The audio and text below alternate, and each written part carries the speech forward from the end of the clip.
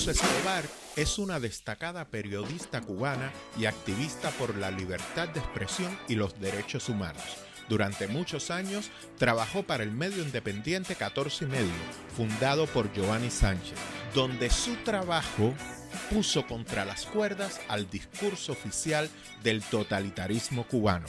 Por su labor fue objeto de persecución constante por parte de la seguridad del Estado, enfrentando detenciones domiciliarias, vigilancia policial y restricciones migratorias. En 2023 recibió el Premio Internacional de Periodismo que otorga el diario español El Mundo en la categoría Libertad de Prensa.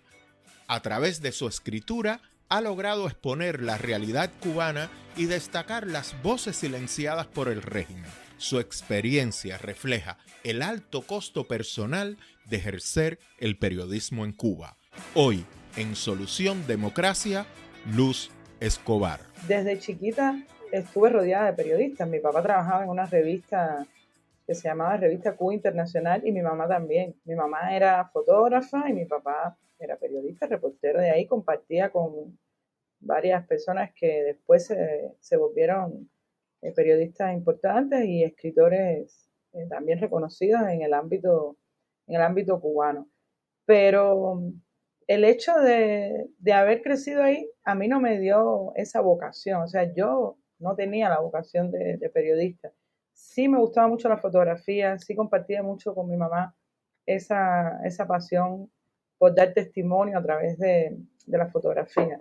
Lo que pasa es que cuando Giovanni empieza con su proyecto de fomentar los blogs en Cuba, a raíz del éxito que ella tuvo con el blog de ella, Generación Y, y todo lo que logró en aunar esos cubanos que tenían cosas que decir y no encontraban una plataforma. Y bueno, abrió este espacio, Voces Cubanas, donde estaban alojados distintos blogs de diferentes perfiles. Lo que pasó fue que yo también me sumé a eso y ahí me abrí un blog de fotografía. A partir de ahí también empecé a apasionarme por lo que es dar testimonio a través de pequeños textos en Twitter, cuando a eso Twitter no era un espacio al que accedíamos como ahora, que estábamos en tiempo real, cuando eso se podía acceder a través de un SMS que se enviaba por el teléfono al costo de un CUC, el SMS. Ese SMS iba a Inglaterra y Inglaterra se conectaba por una página web y eso terminaba publicado en tu cuenta de Twitter. Y eso son cosas que te van poniendo en la situación de estás en un lugar con la responsabilidad de contar algo, porque tienes una herramienta en tu mano que puede hacerlo. En una sociedad cerrada, en una sociedad donde Fidel Castro se ocupó de dar, o sea, se ocupó de blindar todo lo que fuera la prensa independiente, ¿no? O la prensa de manera general. Él lo que creó fue sencillamente bloques unitarios que respondían al Partido Comunista de Cuba. Y entonces fue ese momento en el que empezó poquito a poco a salir otra versión de esa Cuba que él intentó silenciar durante tanto tiempo, ¿no? Entonces, eso fue el primer paso. Y el segundo paso fue cuando Giovanni decide abrir 14 y medio, que ella empieza a convocar a las personas que conocen, que están interesados en hacer fotografía, en hacer periodismo, y comencé ahí. Y eso aumentó esa pequeña dosis de responsabilidad que yo tenía de sencillamente una herramienta de publicar una foto o publicar un tweet con una información.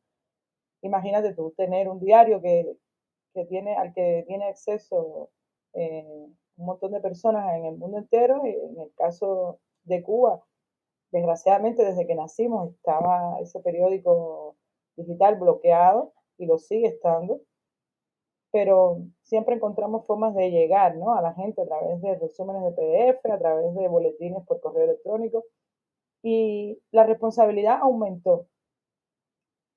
Y ahí el mismo fuego de la redacción, un diario digital siempre está pidiendo notas, reportajes, entrevistas, porque es diario, no es una revista semanal, bimensual o semestral, es un diario que todos los días hay que poner ahí en portada el reflejo de lo que está pasando en Cuba. Entonces, eso fue, y lo otro es que fue un proceso de aprendizaje. Yo considero que los 8 años que yo estuve en 14 y media fue una carrera universitaria, porque a mí me lo dijeron desde el principio, Joana y mi papá, y también los otros colegas que estaban, que sí venían de una carrera periodística.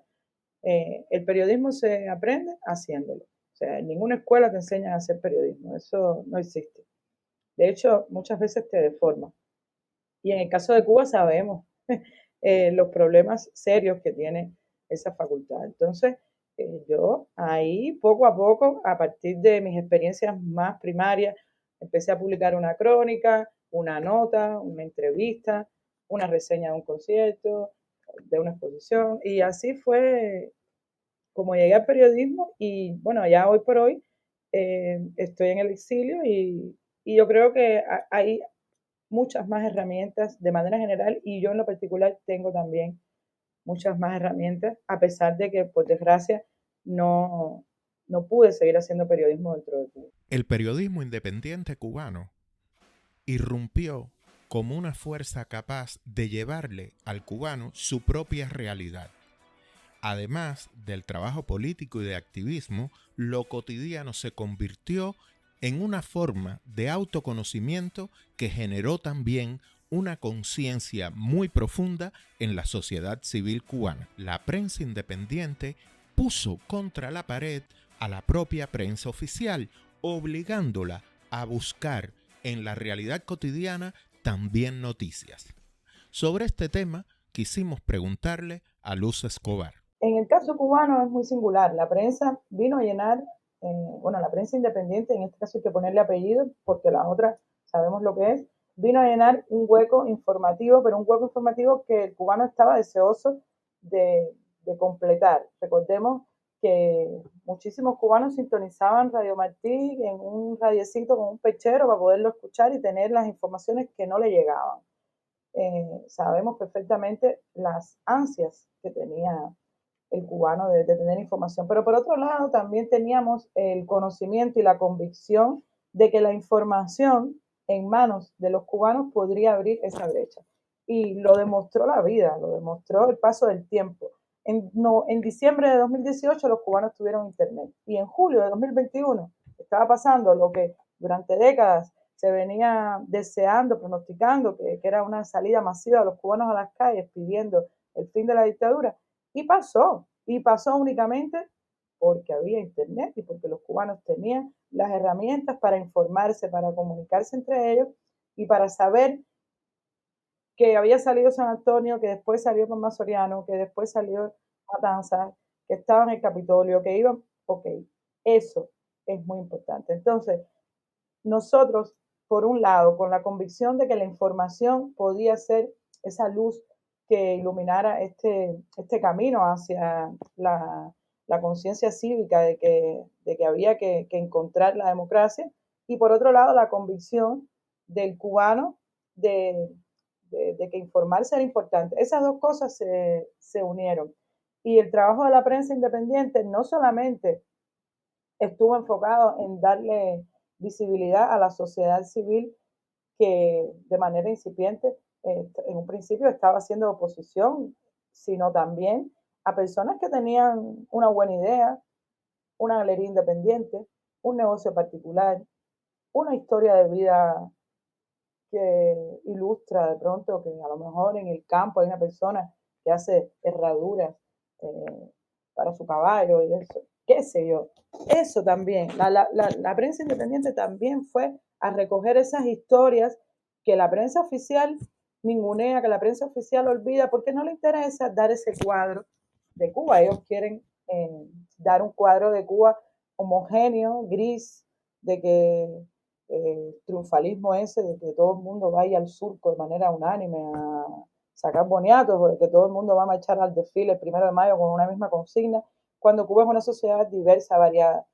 Y entonces a nosotros nos tocó también, en el momento en el que nace 14 y medio, lidiar con todo el proceso que fue el deshielo, la apertura de la embajada americana, aquellos incipientes sucesos, pero que dinamizaron muy rápido la sociedad cubana en ese momento. Y eso fue un desafío, la visita de Obama. O sea, fueron momentos en los que también tuvimos un reto a la hora de informar en la calle, porque 14 y medio sí era un periódico que, que el valor que tuvo y que tiene hoy es ese, que está sintiendo el pulso de lo que está pasando en tiempo real, no a través de lo que te puede llegar después que algo pasó. Eso para mí era el valor fundamental y es el valor fundamental que tiene la prensa independiente. Ahora, otra cosa importantísima, la prensa independiente también ha obligado al régimen a hablar de cosas que no ha querido hablar. Hay asuntos que han estado silenciados en Cuba. El matrimonio infantil, por ejemplo, antes de que ocurriera el cambio en el Código de la Familia, el matrimonio infantil era una cosa que estaba latente ahí en la sociedad cubana y la prensa oficial no lo reflejaba. Pues la prensa independiente lo reflejó, allá fueron ellos también a hablar de eso. El embarazo adolescente, lo mismo. Los feminicidios, igual, otro tanto. Entonces, para no hablar de cosas puntuales que tienen que ver con noticias de apagones y cosas así, de derrumbes, que ellos no hablaban de eso. Y cuando la prensa independiente empezó a aparecerse en cada lugar donde había un apagón prolongado, en cada lugar donde había un derrumbe, en cada lugar donde existía una inundación, ellos empezaron a cubrir eso y empezaron a sacar fotos de inundaciones, empezaron a sacar fotos y testimonios de lo que estaba pasando en un lugar que se derrumbó. Porque además, caballero, esto es una cosa que tú sales a cualquier calle de Centro Habana y no tienes que caminar más de 100 metros para encontrarte un edificio que está declarado inhabitable y una persona que tiene un primo o un hermano apegado. Entonces, no es difícil cubrir esto. Ellos lo estaban ignorando y lo tenían aquí en su cara. Entonces, el hecho de que empezara a aparecer en la prensa independiente fue una de las cosas que que los invitó a ellos, que los obligó a ellos, que los motivó, o sabrá Dios, si fue una orden del partido, probablemente, como todo lo que ocurre. Y fue una narrativa de pronto de que aquí no solamente está pasando eso que hacen esos marginales del movimiento San Isidro, sino también está ocurriendo esto que forma parte del movimiento cultural y bla, bla, bla, y todo muy ideologizado. Yo recuerdo perfectamente esas notas de Juventud Rebelde y de Tribuna de La Habana que dan vergüenza, porque además nunca cubrieron lo que estuvo pasando en San Isidro de una manera honesta, simplemente satanizando a Luis Manuel y de una manera, además, totalmente mentirosa, ¿no? Difamando de él como artista, de él como activista. O sea, ellos no tienen el norte informativo, ellos no tienen una misión de dar un panorama real. Ellos el norte que tienen es el norte de lo que dicta el PCC. Oye, hay que satanizar a esta persona, hay que difamar de esta persona, hay que poner en relieve tal versión de San Isidro, pues perfecto, allá vamos y se inventan. El hecho de que hoy por hoy el cubano sepa dónde buscar la información real, verídica, que refleje lo que pasa en su vida cotidiana, es una victoria del periodismo independiente. El hecho de que repudian con todas sus fuerzas el noticiero, Buenos Días, eso que ponen por la mañana, todos los periódicos oficiales, es una victoria del periodismo independiente. Dada la situación tan represiva de la sociedad cubana totalitaria, el periodismo ciudadano se ha erigido como una fuente primaria de información, pero también tiene riesgos. Luz nos advierte de la importancia de la denuncia ciudadana, pero también del rigor que los periodistas deben tener, precisamente para garantizar la veracidad ante la manipulación del aparato de información del régimen cubano. En el momento en el que estamos ahora, en el que la mitad de Cuba está conectada a Internet y tiene un teléfono con Internet en su mano, yo tengo que decir también que el periodismo independiente tiene ahí una herramienta informativa, porque a mí en lo personal no me gusta hacer notas de lo que veo en Facebook, pero a mí eso me da una pista. Y entonces, fulano está contando que en tal lugar está pasando tal cosa, y tú vas al lugar o llamas por teléfono y tienes una información más completa del panorama que está pasando. O sea, el periodista ya no tiene que ir a 25 lugares para saber qué está pasando de manera general en un lugar. Por ejemplo, en Guiramelena se están enfermando los niños.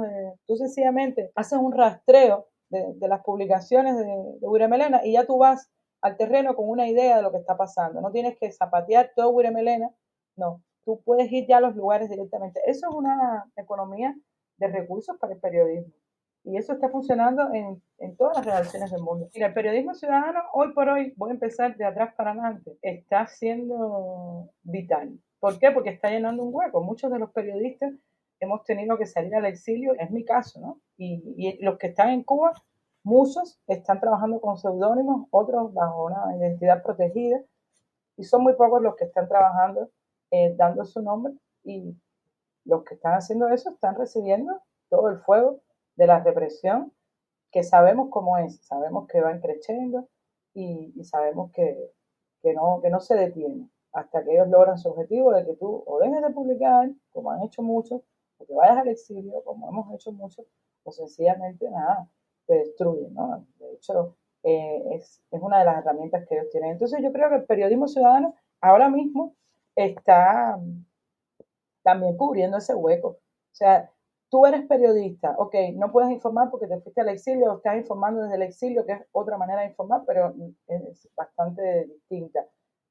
Ahí está el periodista ciudadano, el ciudadano que está contando algo que ha vivido en primera persona, muchas veces a través de un video, otras veces a través de una publicación con fotografías, y eso es ahora mismo importantísimo. ¿Por qué? Porque esas personas también están pagando un alto precio, o sea, eso hay que prestarle mucha atención, porque recordemos que la ley cubana ha sido modificada no solamente para sancionar a las personas que trabajan para un medio de prensa y, y bueno, como dicen ellos, mercenarios que reciben dinero del imperio. No, ahora también están diseñando leyes que sancionen con cárcel, con multa, a personas que publican en redes sociales. Esto es algo nuevo y es algo que yo creo que ellos han hecho para silenciar a las personas. Recordemos que hay una muchacha presa por transmitir una protesta en vivo en la que le estaban unos policías dando golpe a unas niñas, unas chamacas, y es una persona que está cumpliendo 15 años de prisión por eso. Entonces, el periodismo ciudadano está haciendo su trabajo y con un alto también riesgo para su vida personal. Ahora mismo es vital lo que está pasando con el periodismo independiente y esa relación que tiene con el periodismo ciudadano, que se alimenta mucho de eso, muchos periódicos se alimentan de estos periodistas y ellos son fuentes en muchos casos. Ahora, mirando un poco hacia atrás, yo creo que ciertamente fue una gran inspiración. Las personas cuando empezaron a ver nacer todos estos periódicos digitales, dijeron, bueno, ahí hay una herramienta, es una cosa importante, es algo vital contar lo que estamos viviendo nosotros. Y bueno, si lo cuenta ese periodista de esta manera, yo lo voy a contar de esta otra manera. ¿Qué pasa? Las herramientas que tiene un periodista no son las herramientas que tiene un ciudadano, obviamente que no, pero te repito, es una fuente vital. ¿Por qué? Porque, por ejemplo, a nosotros nos llega una información de que un trabajador del Capitolio se cayó en un accidente, recuerdo perfectamente esa anécdota, que desgraciadamente falleció, y la noticia te llega a través de una persona que es fuente primaria, ¿no? Una persona que está allí en el Capitolio y te dice, se cayó un trabajador y falleció. Yo pudiera dar esa información con esa fuente primaria, pero si fuera una periodista ciudadana, ¿no? Me llegó esta información y lo doy. Pero ¿qué aprende uno cuando está trabajando en la prensa? Que uno tiene que tener mínimo 2 o 3 fuentes para tú contrastar esa fuente, aunque sea primaria. Y lo otro es, si puedes llegar al lugar, mejor. Entonces, recuerdo ese día, bueno, pues perfecto, tengo esta información, ¿qué hago? Llamo al hospital más cercano. Efectivamente, llamé a emergencia en Carlos III. Ahí estaba atendiendo al hombre que estaba ya muerto. Eh, y lo otro fue que fui al lugar. O sea, yo tuve la fuente directa que me avisó, llamé por teléfono al hospital y fui al lugar y recogí testimonios. Y con eso yo envié una nota. Eso fue una primicia que se dio en 14 y medio de esa persona que falleció. Después salimos a dar otros detalles porque otra cosa que también aprende un periodista es a darle continuidad a una noticia, ¿no? O sea, después explicamos quién era, cómo estaba contratado, la seguridad que tenía él en el momento en el que se cayó del andamio, por qué se cayó, que esas tablas estaban viejas, o sea, forma parte de un aprendizaje. Esas herramientas no las tiene una persona que está en la calle, un periodista ciudadano, pero él te puede dar la pista. Esa puede ser tu fuente primaria, un post en el que una persona pone, llevo 3 días sin luz en Luyanó. Bueno, tú llamas a otra persona de Luyanó, lo confirma. Y si puedes ir hasta allá, vas y entrevistas a la persona, cómo estás viviendo, se te echa a perder la comida, el niño no va a la escuela. Entonces, yo creo que en un primer momento fue inspiración de la prensa independiente a la ciudadanía, a la importancia, o sea, esa inspiración de la importancia de informar, pero ahora mismo está siendo al revés. Ahora mismo nos estamos nutriendo de ese trabajo que hacen ellos y nos están sirviendo de fuente para muchísimas cosas que se están cubriendo hoy, las protestas, los apagones, la crisis multisistémica que hay en Cuba. Ahí ellos tienen un papel bastante importante. Para Luz Escobar, está claro que el ejercicio fundamental del ciudadano es la libertad. Esa libertad la guió en su enfrentamiento a la seguridad del Estado, en los interrogatorios y en las distintas formas de represión que le aplicaron. Es muy importante hablar de eso, sobre todo en este momento en el que los colegas que están en Cuba están recibiendo citaciones, están recibiendo amenazas, están recibiendo eh, importante seguimiento de la seguridad del Estado y algunos tienen las herramientas para lidiar con eso, otros no. Yo lo que hice fue mirar a los que estuvieron antes, preguntarles, aprender de ellos. Y yo creo que eso es lo que tienen que hacer los que están hoy, además de tener sus propias posiciones con respecto a lo que es la represión de la seguridad del Estado, hay que aprender, porque la seguridad del Estado en Cuba no es más inteligente que nadie, no tiene una virtud especial, pero tiene un entrenamiento, tiene una capacitación, sabe cómo llevar un interrogatorio, sabe cómo ponerte al límite. Entonces yo creo que uno tiene que aprender de lo que pasó antes, de las personas que estuvieron antes. La seguridad del Estado, una cosa buena que tenemos a nuestro favor es la misma, porque el régimen no ha cambiado, por desgracia, y es la misma, con los mismos trucos, con las mismas boberías de ellos, de ponerte en contra de la persona con la que tú estás trabajando, de tratar de intimidar a tu familia, a tus amigos para aislarte. Entonces, la herramienta que yo aprendí, número uno, con la seguridad del Estado no se habla. Número dos, tú estás haciendo un ejercicio de libertad y estás pagando un precio por eso. Y esa era mi convicción. Yo le decía a mi papá, pero es que la otra opción, ¿cuál es? ¿Quedarme callada? ¿No hacer periodismo? No, esa no es una opción. Y en un momento tampoco era una opción irme al exilio. No lo fue durante 8 años. Y yo en los interrogatorios, no. No tengo nada que hablar. Yo no sé de lo que tú me estás hablando. No sé. Porque ellos te preguntan cosas puntuales. ¿Cuánto tú cobras? ¿Quién te paga? ¿Con quién tú te viste la última vez? ¿Me puedes dar tu teléfono para yo llamarte? Te puedo dar el mío para que tú me avises cuando vayas a cubrir algo. Todo eso te lo dicen y tú no puedes caer en eso porque eso te vuelve víctima de ellos en un plano mucho más cercano. Mientras que tú mantienes la distancia, ellos no tienen o tienen menos posibilidades de atacarte. Entonces yo lo que aprendí fue eso, que yo sencillamente era una persona que estaba ejerciendo la libertad en una dictadura y que estaba pagando un precio por eso. El precio era alto. El precio era cerco a mi vivienda, cortes de internet, detenciones arbitrarias, acoso y vigilancia a mi familia y mi entorno más cercano. Y un día ya la seguridad del Estado dijo, espérate que hay que atacar por otro lado. Y empezaron a atacar a mis hijas. Y me empezaron a hacer citaciones en el Departamento de Menores del Ministerio del Interior y las situaciones ya no eran con la seguridad del Estado directamente, eran en la oficina de menores con la seguridad del Estado, pero enfocado en mis hijas. Visitaron la escuela, empezaron a decir que si las niñas esto, que si las niñas aquello, que si andaban con muchachos que eran mayores que ellas, que si cualquier cosa, se inventaban cualquier justificación para, eh, para citarme. Al final, el único objetivo era que yo entendiera que mis hijas empezaban a formar parte del esquema de represión. contra mí, porque una de ellas ya estaba a punto de cumplir los 16 años y sabemos perfectamente lo que eso significa en Cuba. Entonces, ya yo, ese momento fue el que me puso a mí en la posición de tomar la decisión de salir al exilio, porque yo sí no estaba dispuesta a que ellas pagaran el precio de la represión por el trabajo que yo estaba haciendo. Yo sí siempre estuve dispuesta a pagar ese precio, sin ningún tipo de problema. Ya te digo, fueron 8 años ahí soportando eso y de una manera bastante tranquila. Yo recuerdo que una amiga mía me decía, ¿cómo tú puedes estar tan tranquila delante de esa gente que son... Yo, o sea, y es lo que tú dices, o sea, yo estuviera alterada de los nervios y yo trataba siempre de conservar esa calma, ¿no? Sobre todo eh, para poder seguir haciendo el trabajo, porque o sea, a mí me angustiaba más la parte tecnológica, por ejemplo, cuando me cortaban internet, eso me angustiaba más, me da una rabia porque entonces tenía que ponerme a buscar otra tarjeta y la computadora y entonces enganchate a no sé qué teléfono hasta que por fin lograba conectarme, ¿no? Eso me angustiaba a mí mucho más porque también, desgraciadamente, soy un ignorante de todo lo que tiene que ver con la tecnología y pasaba mucho trabajo para, cuando me quitaban mi zonita de confort de cómo me conectaba, volver a estructurarla por otro camino, ¿no? Pero lo demás era algo que yo entendía como un precio. Bueno, esto, imagínate tú, es como cuando tú te compras una ropa que te gusta, que es cara. Bueno, esto es caro.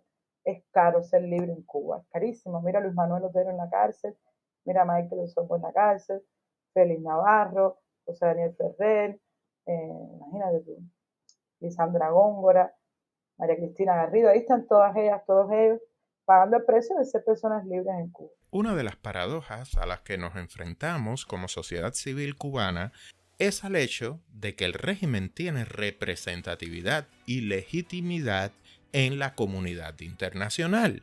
Es curioso, y sobre esto reflexionamos con Luz Escobar, que el régimen, que es la madre de las dictaduras latinoamericanas, hoy se ha visto con benevolencia por esa sociedad internacional.